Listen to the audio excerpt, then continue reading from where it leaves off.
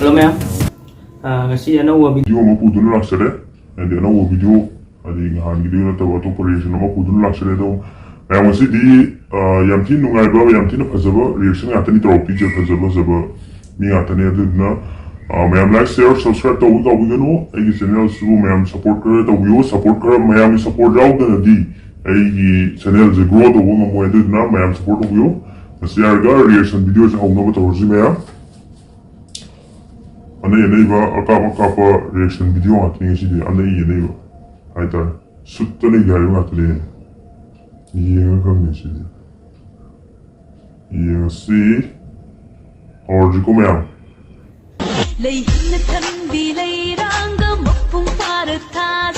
mình chale soma kasa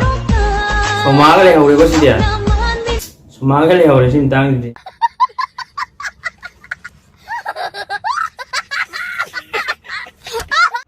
mathangda yam thina neiba ma ju pudun laksarage mayam gi damakta aneiba yam thina phajabane ma si jo wa yam ko si guba jom ko wa soma ba na ga sang de si ma dang gi de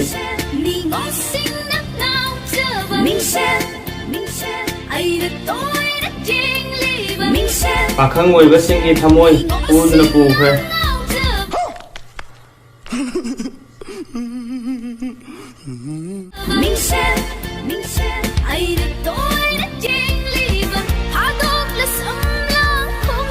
Amoy ga ai dùng đó mà nè bà không người dùng đi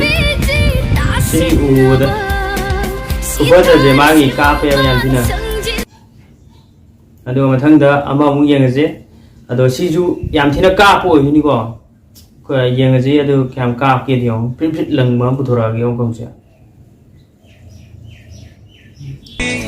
ông hello na pin pin lần mà làm thì nó cà phê làm thì nó phải giờ vậy Adi fajaba singi marataki pasta ro ta ya ro ba da hamti fajaba mo idni ji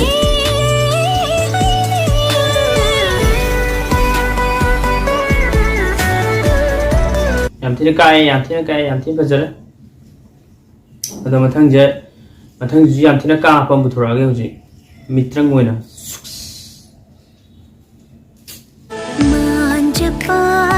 Yo, kalau na, coba aja kalau na, mitrang dia jarang kan ida, mitrang sana section tahu dah, kapur hijau sana tak tahu dah, kapur hijau kalau na, si coba aja. Yang kalau matang ama, pasal apa butuh lagi yang kau hantar kian tingkah yang kau, siapa? Akot arang ditpa ning nikpagi mathau tate ajaba koidi my mino is enough to get him ning pa eno to mathau tate si minu on da pakhang gi thamoi je dum pu ja ki ni mathang ji je ji mathang ji am the ka pri oi ti je anei yu ne ba ka be da se ai ga to um pha ni si kan di sa la Ada mathang gizdi yam thina kapa yam thina phajaba ama ong puthora ge uzik mitrangam troba kallona soalnya phajaba du pi ubraba uram ge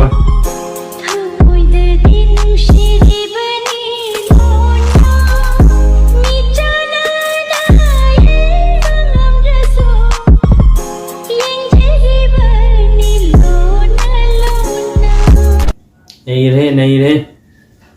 coi mayam cái crush mà không có có mayam cái crush nupa mayam cái crush rồi đâu bao mong có cái gì cả nam này gì mu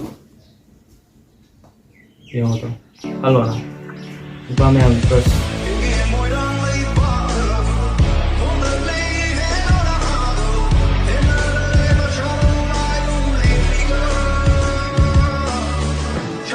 hello na chứ có bao giờ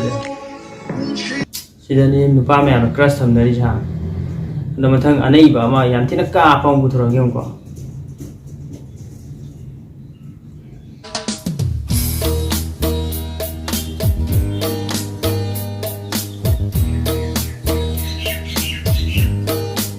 samga sana troga ojaro nang je ai je nang gi pusi ojaro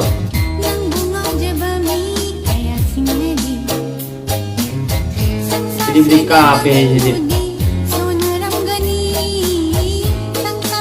mino amada amoy pu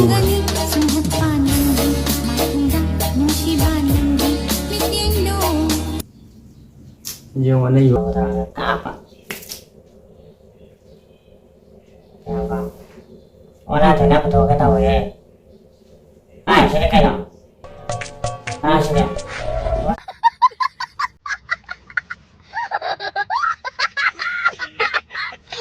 What is it kayo? Hindi kapiyan, sino na ira?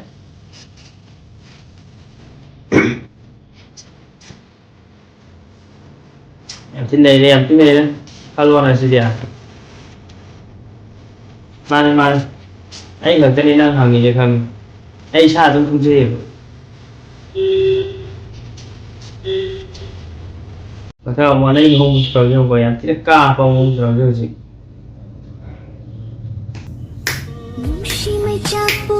mà si mà cha nó cái gì đâu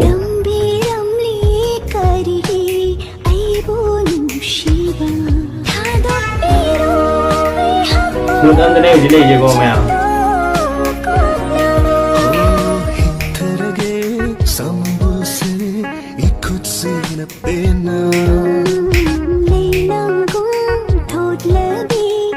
Yang tin này gai này. Mà tha mu anh đâu có mong thôi rồi anh ấy vậy. Phi cà phê. Xe lấy đấy. Samlang ga si pagai ni ma sak te ki sam de ki kali de kai de amat to wat re hoi ba sumleda thamoi se sumhaleda pen deda pe nai deda yemagi pe nai deda thằng này bóng một rồi nhau gì pidi cáp này yeng không nhỉ ses mit na sa siap na yang ko jadi thamoi puja re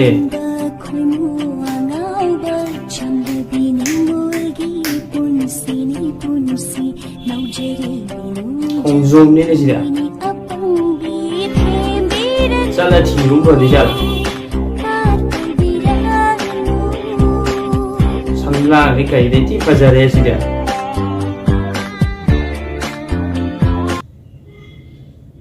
chỉ mà thằng này bóng kapsul lagi yang bo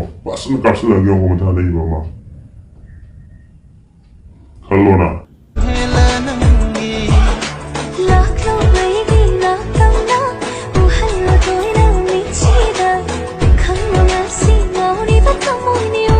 này dance cả chứ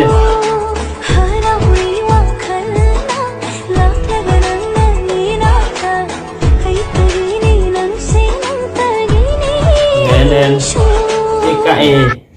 mà thằng ta ăn trọ cà phong bút lagi gì này có bây giờ gì mình nghe cả đến này đấy cà phê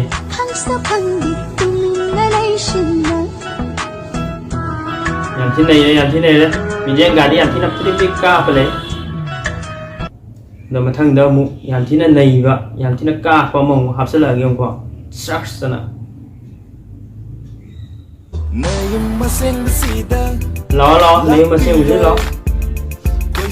nâng xe nào ngầm rồi vậy này đây camera mình rồi đi nghe xin đang gì đi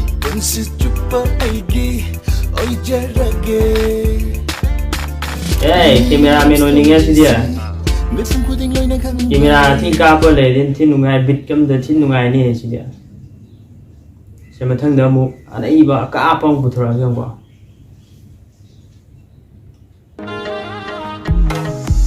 thế này đây phải ăn ăn đi có mà đây gì đi làm cái gì làm chỉ cả và sister này gì cái gì làm đi vui cơ mà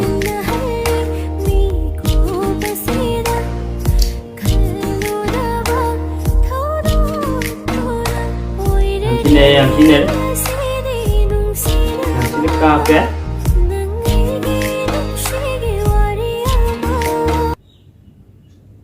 để mà mu kapa mo hapsala ngyong ko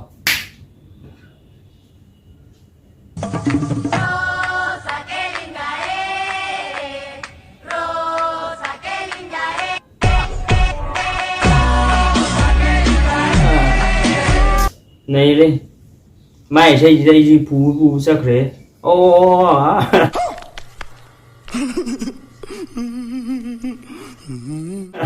tôi chỉ tôi có phù sắc thế mà thằng áo rồi video gì làm thế cả phong bù thua cái gì nói này đang cái sân làm đưa tham môi thì ngao thì như nhà đấy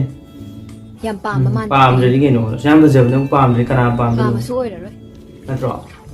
mà thằng mà bộc ta hắn đấy kia đi nè khôi đàn linh What nó is bộc it? Darling na kaya rồi sim tang gì đi Darling na sang ngồi sim tang gì đi đúng muốn đi đó mà thằng đó rong pa thara gì gì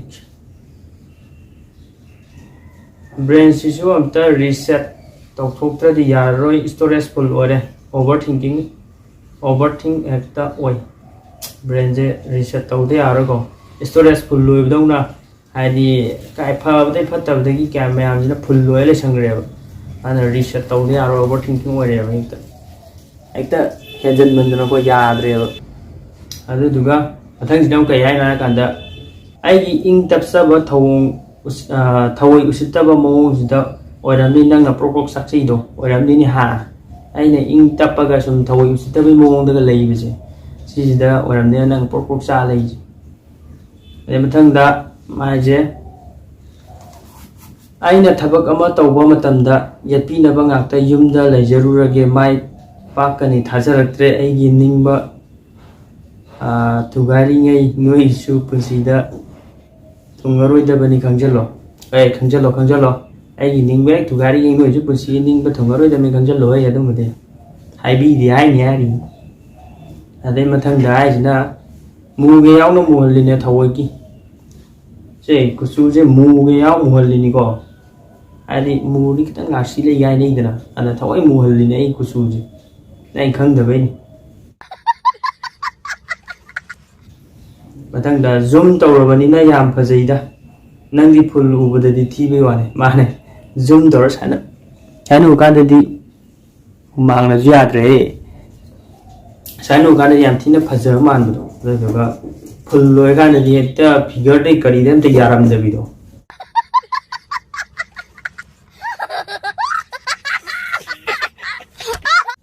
adu oy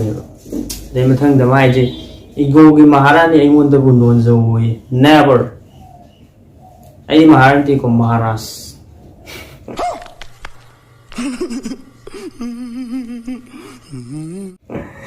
ego gi maharas ai mon da bu non zo oy never wajar oi thoroi ko ne mathang da black ngak setman dana kaino punsi ju sum mamzil hadi black ngatan sum dana punsi je mamzil le yare punsi je pra black oi re kusu da ju black oi punsi da ju black oi yadre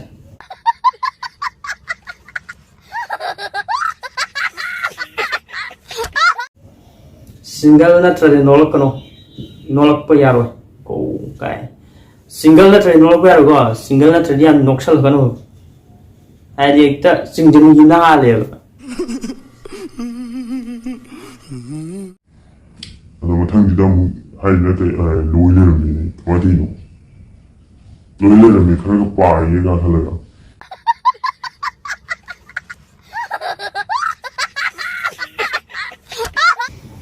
ado mayam अरोब द मैम like share subscribe तब कौनो आज video number जाम काना संग्रे अदुना आदि सुटी लेबा आदि अदुना मितकुम बदा नतना आदि संडे गुंबा सेकंड सैटरडे फोर्थ सैटरडे अदुम नतना हाइ त्यार को अदुम नतना अतोपा मतम दि सुबोदी वीडियो नंबर की मतम जे पाक लेत्रे अदो अयुक्ता ngantanaga hogalaga number nong phadung number yawe अदु number नतना हाइ त्यार को याम काना वीडियो नंबर मतम लेत्रे अदुना याम तोय थादा याम ꯀꯨꯡꯅ ꯌꯥꯝ ꯇꯣꯏꯅ ꯊꯥꯒꯠꯄꯗꯤ ꯉꯝꯗ꯭ꯔꯦ ꯑꯗꯣ ꯃꯌꯥꯝ ꯈꯔ ꯊꯥꯒꯠꯄꯁꯤꯗ ꯃꯌꯥꯝ ꯁꯞꯄꯣꯔꯠ ꯇꯧꯕꯤꯗꯨꯅ ꯂꯥꯏꯛ ꯁꯤꯌꯔ ꯁꯕꯁꯀ꯭ꯔꯥꯏꯕ ꯇꯧꯕꯤꯔꯝꯃꯣ ꯍꯥꯏꯔꯒ ꯃꯌꯥꯝ ꯃꯇꯥꯡꯁꯤꯗ ꯀꯥꯏꯅꯅꯕ ꯌꯥꯊꯪ ꯅꯤꯖꯔꯤ ꯊꯦꯡꯛ ꯌꯨ